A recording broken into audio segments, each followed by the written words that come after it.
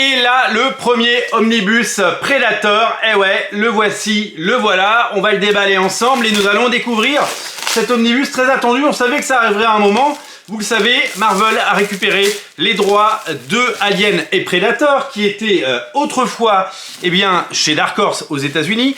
Donc du coup, Panini a récupéré les droits en France. Ils étaient chez Vestron avant, qui avait fait un travail formidable pour maintenir cette licence à flot. Il y avait une vraie demande sur cette licence. Il y a une cote d'amour absolument incroyable sur non seulement les films Alien et les films Predator, mais aussi leurs comics, leurs adaptations et leur univers, parce qu'il y a eu plein de versions très différentes par des auteurs très différents. Et il y a eu beaucoup de choses au fil des ans. Ça fait plaisir de voir que ces licences vivent très bien. Ces licences ont une vie absolument incroyable en bande dessinée, et ça fait plaisir de voir que certains auteurs ont réalisé des choses absolument magnifiques. Peut-être que vous avez déjà les deux omnibus Alien qui sont sortis. Voici le premier omnibus Predator. Alors, aux États-Unis, le droit, il n'est pas comme chez nous. Comme comme Disney a acheté Fox, les personnages de Alien et les personnages de Predator font maintenant partie de l'écurie Disney, et donc c'est Marvel logiquement qui récupère les droits. Quand vous récupérez les droits aux États-Unis de quelque chose, quand vous le rachetez, vous achetez aussi le contenu. C'est-à-dire que l'ensemble des bandes dessinées produites à l'époque par Dark Horse, appartiennent désormais à Marvel. Et donc, ils ont tous les droits, parce que vous savez que les auteurs n'existent pas aux États-Unis. Un auteur ne touchera jamais, s'il travaille pour Marvel, de droits d'auteur. Ça n'existe pas. Et donc, du coup, ils ont le droit de ressortir les pages. C'est-à-dire que les noms des artistes que je vais citer, John Arcudi, par exemple, Ian Edickton, Chuck Nixon, ils ont écrit ces histoires. Mais ils ne les ont pas, ils n'ont pas de droit là-dessus. Et donc, Marvel peut les rééditer. Et c'est ce qui est réédité. J'en ai cité quelques-uns des auteurs.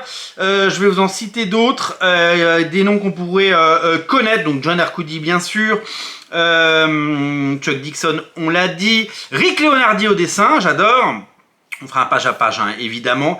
Ron Randall revient très souvent.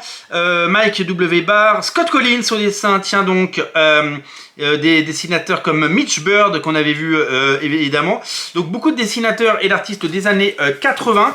Vraiment, on fera un page à page pour découvrir les intérieurs. On retrouve à l'intérieur les séries Predator 1-4, Predator 2 1 et 2, Predator Big Game 1-4, Predator Cold War 1-4, Predator The Bloody Sand of Time 1 et 2, Predator Bad Blood 1-4, Predator Invaders from the Fourth Dimension, Predator Dark River 1-4, Predator Strange Roux, le roux bizarre, c'est bizarre. Predator Kindred 1-4, ainsi que des extraits de Dark Horse Comics présente 46, 119, Dark Horse Comics 1 et 2, 1-4 à 7, 10 à 14, 16 à 18, 20 et 21, et Decade of Dark Horse numéro 1. En gros, à l'intérieur, il y a ça, tout simplement.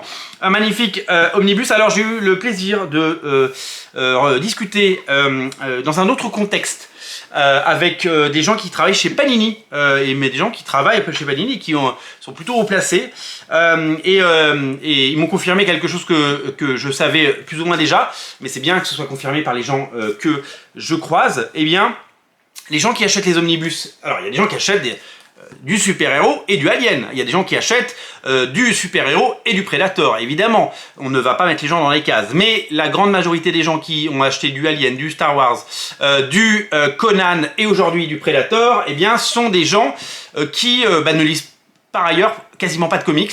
Et donc du coup, c'est véritablement une autre clientèle, on va dire. Donc, on pourrait s'inquiéter du fait que Panini ait sorti 3 omnibus en 2 semaines. Vous le savez, en une semaine même, en 2 mercredis, il y a eu Ultimates, il y a eu Predator et le 2e tome de Savage Sword of Conan. Mais quand on se penche sur les statistiques, ce sont des clients très différents, même si évidemment certains d'entre vous vont en prendre 2 sur 3, voire 3 sur 3. Donc ce sont des gens très différents, et donc ce sont des publics différents. Et donc ça marche très fort. Conan, ça marche fort, Alien, ça marche fort, et Predator, c'est parti pour marcher très très fort parce que c'est tout simplement très attendu. Voilà, ça s'appelle Predator volume 1, c'est disponible dès à présent. On fait le page à page dès que possible, et puis voilà, on a très très envie de parcourir ensemble ce magnifique objet. Un bien bel omnibus, si vous voulez mon avis, un volume 1 qui en appelle un deuxième, tout simplement. Salut!